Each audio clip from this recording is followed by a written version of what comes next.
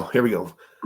What's going on, everybody? Welcome to another episode of Off the Couch Boxing. I'm your host, Reckless Rex Ruger, along with the Alexis Arguello puppet. And I'm your other host, Frank Benji's, back with another one. Yep, and we got him here right now, man. A young man that's prompt. And who's working with our boy, man.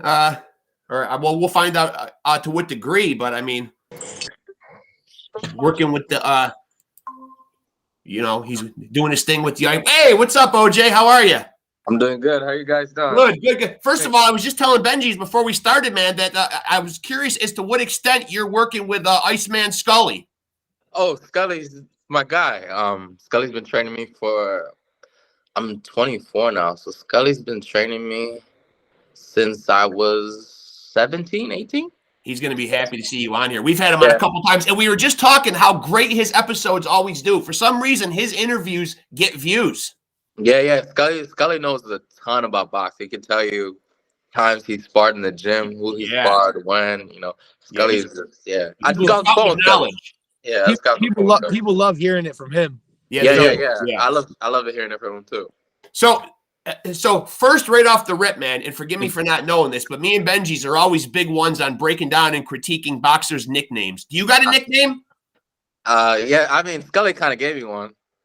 Is it Juice? Is it Juice? Yeah, he's calling me Juice.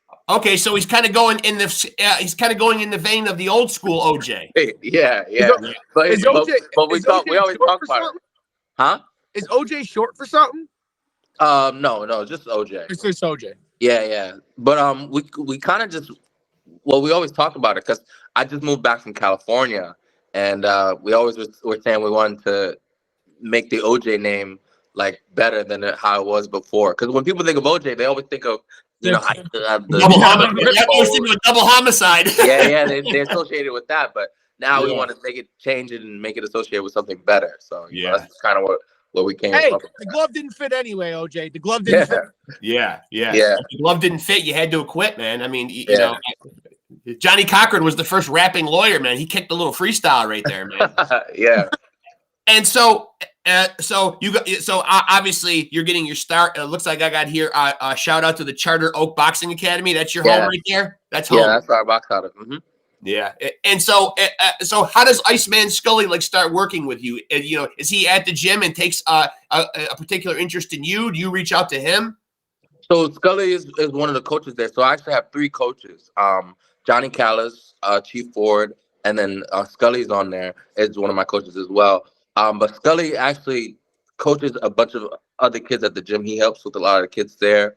But in particular, myself, he's been coaching me for a while. So he helps me, especially when I have fights coming up in tournaments like the Golden Gloves. He particularly, works with me a lot because Scully's been to the Golden Gloves and won it, 4 times over, So I guess congratulations are in order though, because you just won it in 2024. Did you not? Yeah, I just won the Golden Gloves. Congratulations. So the places I'm trying to get to, Scully's been before, and so have my other coaches as well.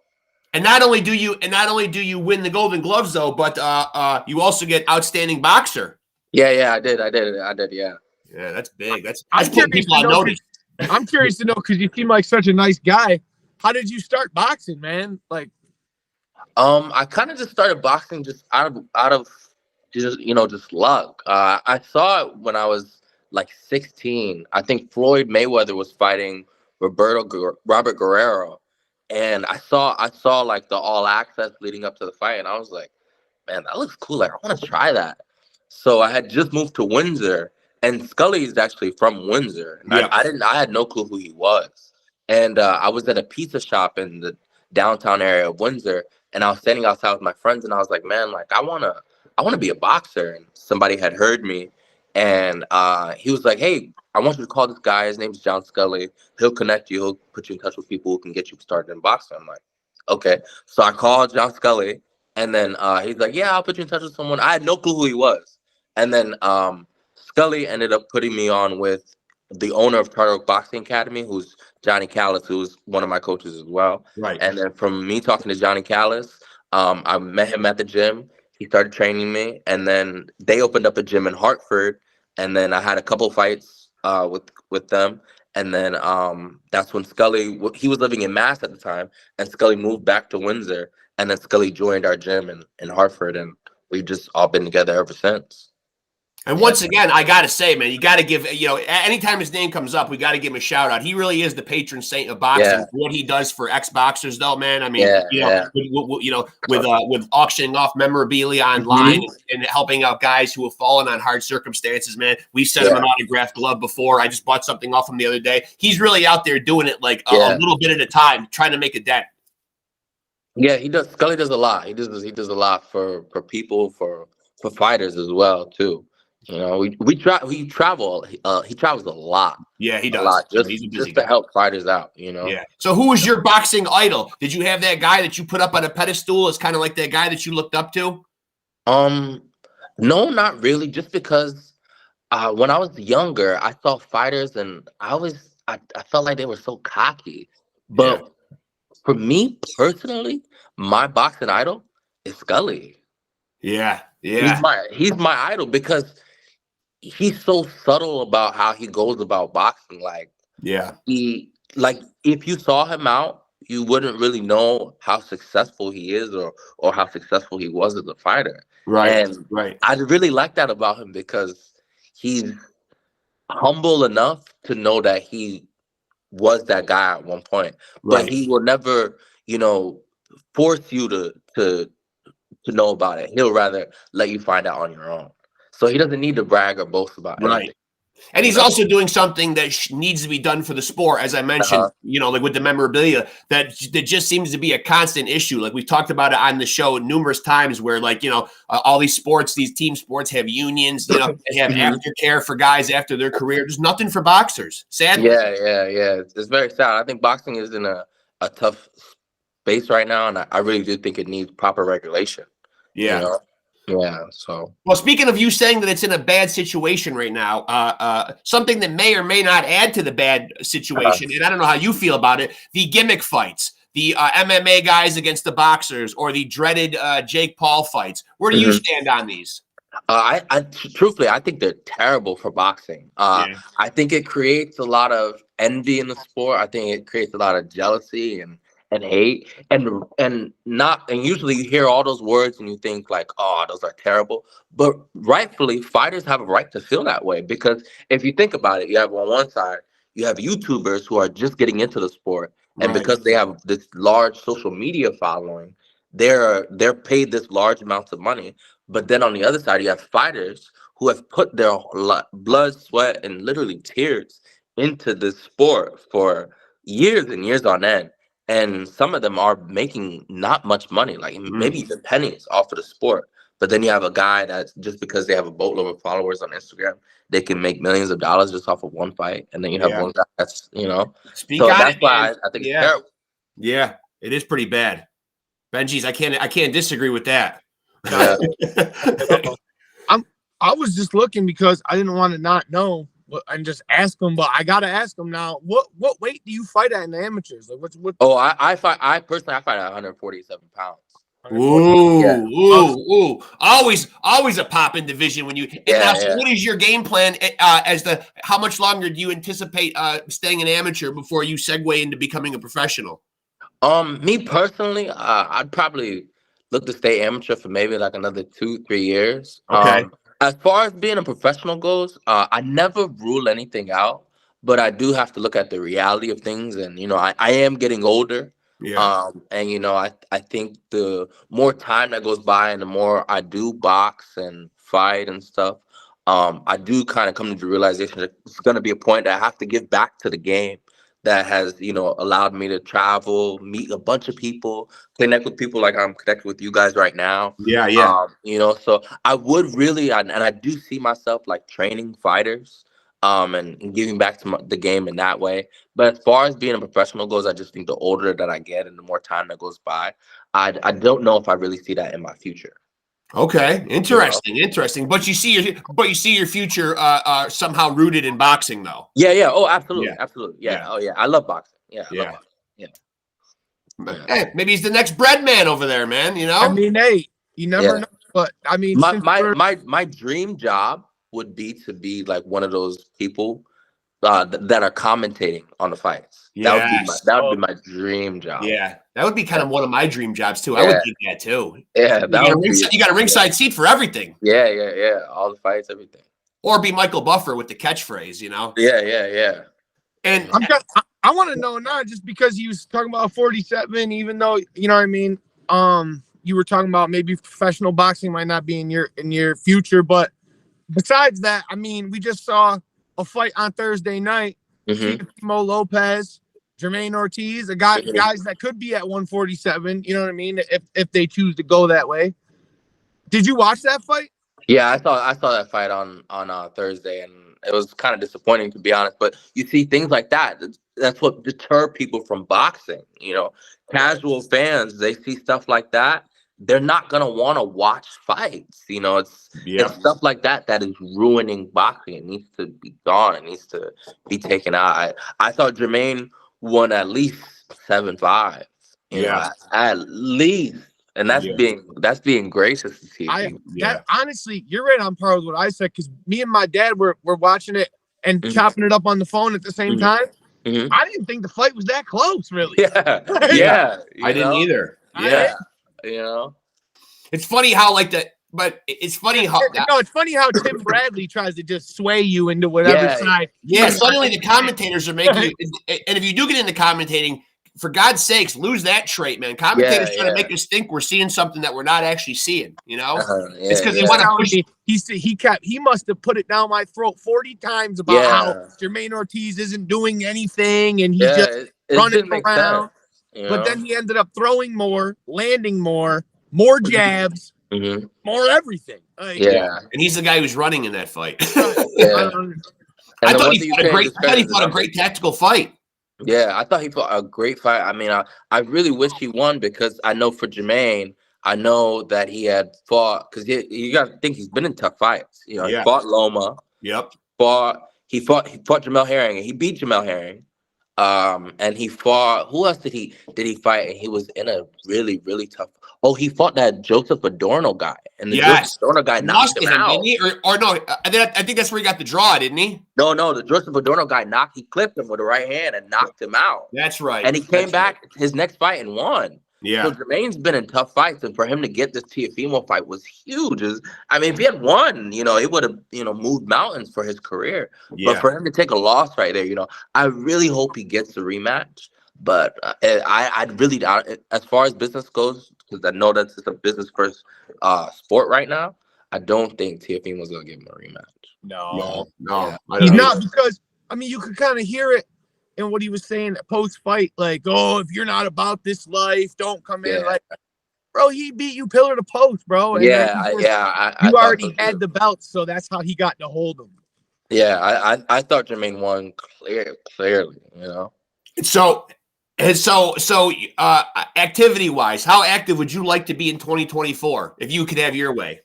I know I'm fighting. I'm fighting next week.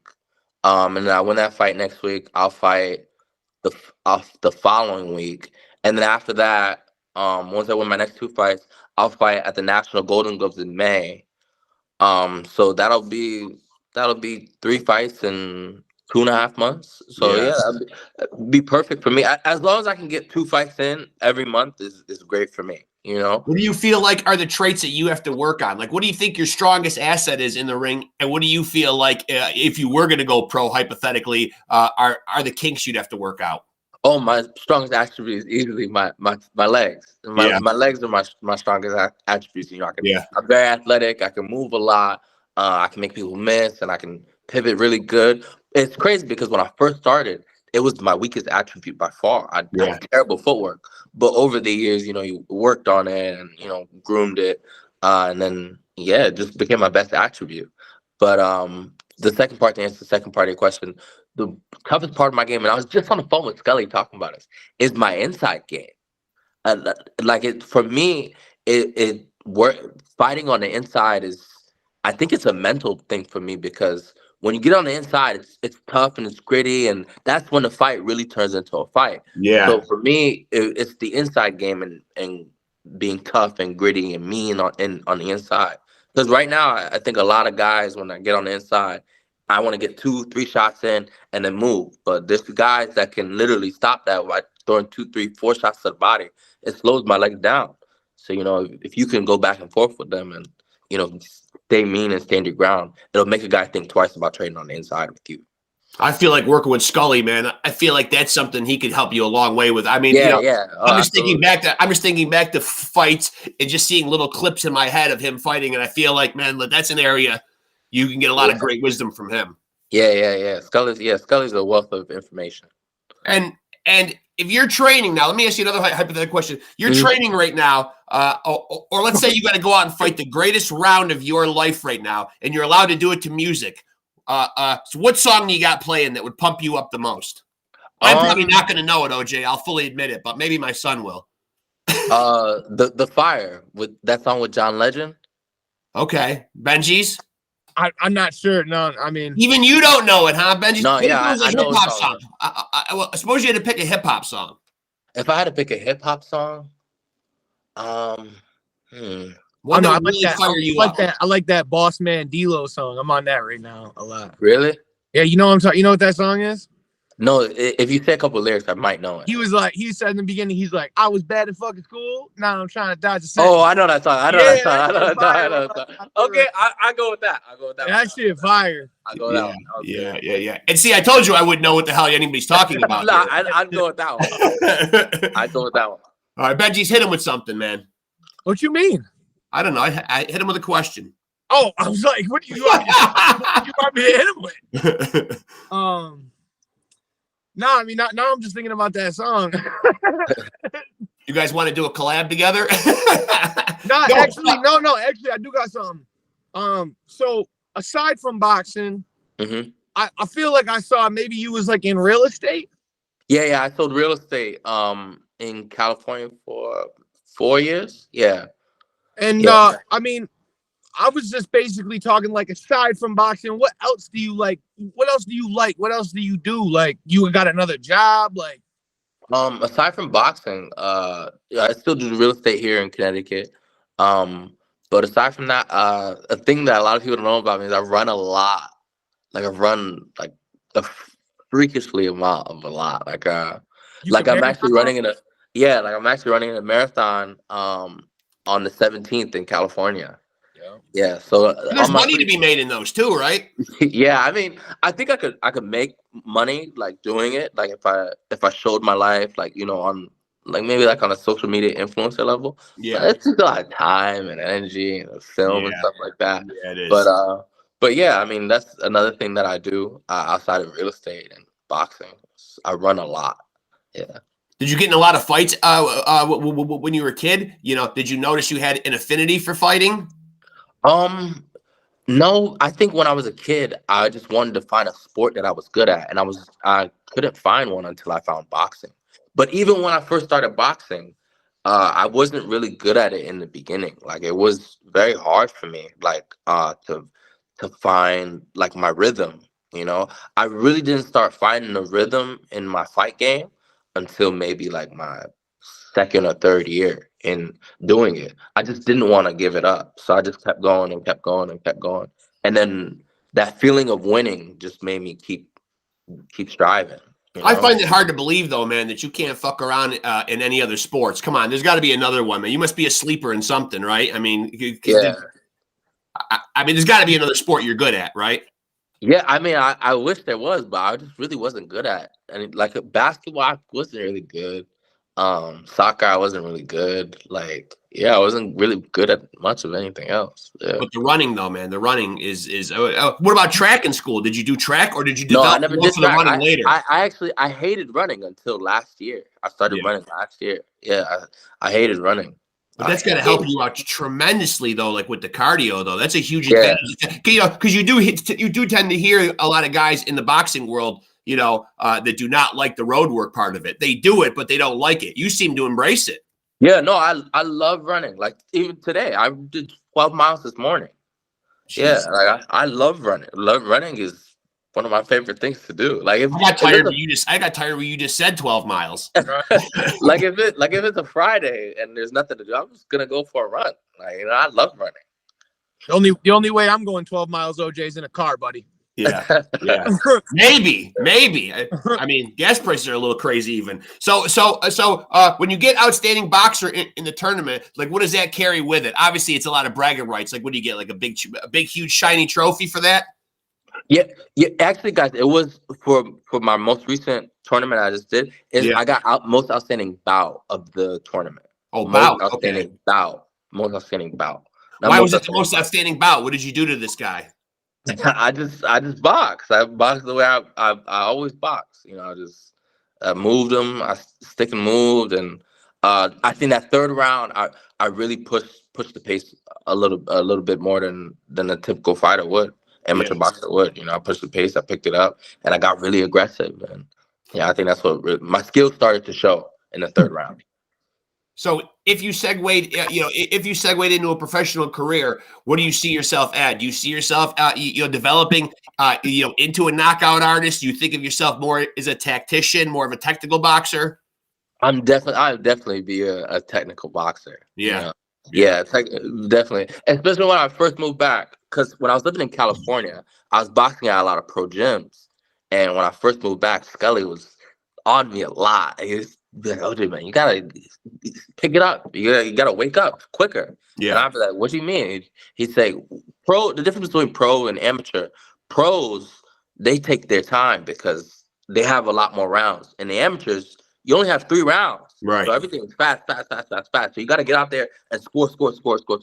And the pros, you can take your time, pick your shots.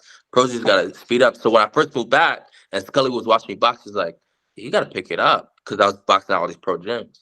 But now I'm starting to box at an amateur pace. I'm starting to throw more punches and let my hands go and box at a faster pace than the way I was boxing before. But I really do see myself as, more as a technical boxer. Yeah. So you said you are at 47 right now. Is that a weight that, like, going forward you feel comfortable at, or like you think you would go up or down or stay there? No, I think I could go as low as 38, 32, 30. And I can go really low.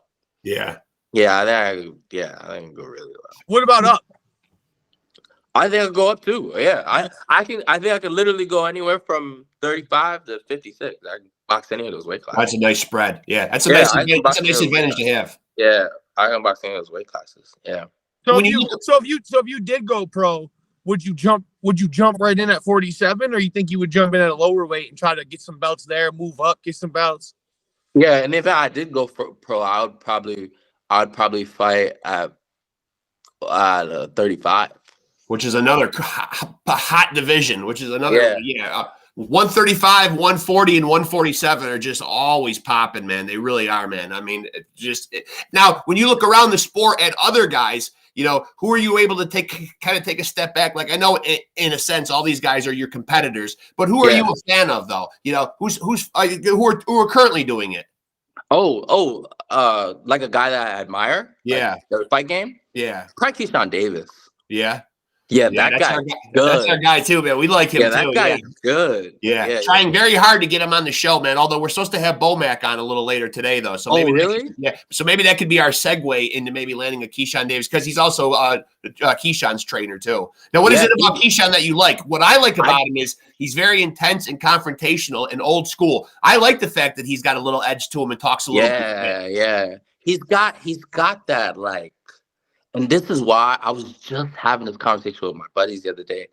He just stands out because of his demeanor and personality. Yeah. But aside from his personality, his hands talk for him way more than his speech does. Like he's loud, he talks a lot, but his hands talk more.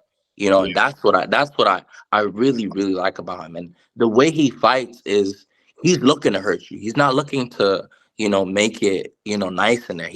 He's looking to punish you. He's looking to hurt you. And he just did a big call out too, man. Just called out Teofimo. Yeah, but Teofimo's not going to fight him. No, I don't think so either. I mean, I wish he would, but it's not going to. It's too risky of a fight, though. It's just too risky, man. If Teofimo beats him, he doesn't get any credit. He's beating up a smaller guy. You know what I mean? Like, and if he loses by some chance, he's a laughing stock. He got beat by a smaller guy. If Teofimo loses another fight, he's going to be like in the same boat as Loma. Yeah. People are gonna start being. He doesn't have enough fights on his resume to to lose any. But and Jermaine Ortiz is kind of in that same boat too. He came into the fight the other day at like 17-1-1. He didn't want to take an L in that situation. You figure too with Teofimo, he just lost that fight to Ortiz. We all know it. Yeah. So he's already got 2 losses. What do you think about like the now you seem like a very nice young man. Are you into the shit talking or trash talking at all, or do you like it when you see other guys doing it? I kind of like it when I see other guys doing it, because then it gives me the thought process like, okay, I could trash talk, but I will never initiate it. I would never initiate it. Yeah, because obviously we just saw like a big dust up at some Super Bowl event the other day, and we saw Haney and Ryan Garcia going at it. That went pretty viral on YouTube. That was WWE antics. Yeah. Right? I was waiting for somebody to get put through a table. Right. That was one of the first things I thought of. I'm like, man, this is professional boxing. It's not, it's not WWE, but I'll tell you what. 24/7 belt backstage. Yeah. A big salute to Ryan Garcia's bodyguard though, man. That guy was standing on business though, man. He held off the Haneys and everybody. Nobody wanted to move on that dude. He was just standing like this. He said like 40 times, I'm like that. Yeah. Hey, listen, man, I'll take his word for it, man. He looked like he was like that. Yeah, he did. And in closing here, when you do become a huge megastar, you will not forget about Off the Couch Boxing, the ones who invited you onto their podcast. When you got that strap over your shoulder, that's when we want you back, too. I appreciate it, guys. Yeah. I appreciate it. Thank you. You guys are the first people ever, want to interview me. So I appreciate it. You're getting a lot of buzz out there, believe it or not. If you look on the internet, and I know it does seem kind of narcissistic to like Google yourself, but trust me, man, eyes are on you and people are talking about you though, man. Yeah, I appreciate it. Yeah. Well, I always hope they're saying good things. I never want, anything bad to be out there. No. I mean, some local gold gloves. Yeah. And that's the thing that we like about doing this show too, is that obviously we have a lot of legends on, and all-time greats, if you peruse through the videos, but we love giving guys that are on the come up too, Appreciate it. You never know. Like, we have guys on here that are 5-0, 6-0, 7-0, whatever, but you don't know that you're not talking to the next Floyd Mayweather. You never do. Mm-hmm. It's crazy. I mean, I don't know that, I don't know right now that we're talking and 7-8 years from now, you're going to be on here at 35-0. All I know is if you're the next Floyd Mayweather, all I want to do is I just need tickets one time. Couple of ringside tickets. OJ. We don't ask for much, man. It's just a couple of ringside seats. Maybe include us as part of the ring walk too. All right, you got it. I'll gladly wrap you out there. I'll write something just for you. All right, you got it. It won't be good. No, I didn't listen. I never said it would be good. I just said I'll wrap them into the ring. That's all. Hey, listen, man. It was a lot of fun having you on here, man. We really appreciate you doing it, man. Thank you guys so much. Yeah, certainly. Best of luck going forward. Stay in touch and keep us up to speed on what's going on, man. All right, you guys have me on Facebook. Yes, we do. Yep. All right, cool. Yeah. All right. Yeah, good talking to you, OJ. All right. Much love, man. Take care. Bye-bye. Bye-bye. No, keep an eye on that young man. Keep an eye on that young man. Even guys on the come up need love, man. And it sounds like OJ is going to be a force in boxing one way or another. One way or another. Absolutely. OJ COLEY, that is your Connecticut 2024 Golden Gloves winner. Huh? The juice. The juice. Yeah, the juice. Only this is the one that didn't do a double homicide, though. I want to go on record as saying that right away. Yeah. No double homicide, so that's certainly important. But I like that, man. Reinventing the juice, and shout out to Iceman Scully, man. I mean, he's probably got a lot of influence on these young men, and you can obviously tell OJ COLEY, awesome young guy. Oh yeah, absolutely, awesome young guy. And also want to remind people to like and follow us on Facebook at Off the Couch Boxing. Excuse me, Alexis Arguello letting out burps back there. Be sure to like and subscribe and hit the notification bell on this channel for amazing new content every week. And so I feel like it's time for Baby Busey to shout out Gary Busey and get the hell out of here, right? Yeah, you as well. So I can go 15 seconds with anything, baby. Yeah, and let me remind you folks that if you too want to be a champion, then please continue to roll with the champs.